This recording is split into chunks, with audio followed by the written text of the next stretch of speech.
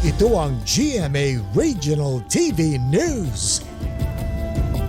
May init na balita sa Visayas at Mindanao mula sa GMA Regional TV.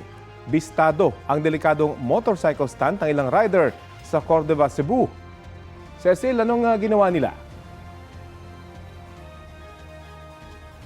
Rafi, 3 sa 4 na rider na sangkot sa drag racing ay nag-Superman stunt. Nahuli kamyan sa habaan ng Centennial Road. Kitang humarurot ang mga rider sabay exhibition ng 3 sa kanila. Ayon sa uploader, paulit-ulit nilang ginawa yan at tumigil lang nang madisgrasya ang isa sa kanila.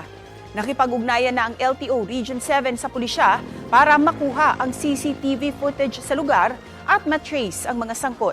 Pagpapaliwanagin din daw ang mga rehistradong may-ari ng mga motorsiklo.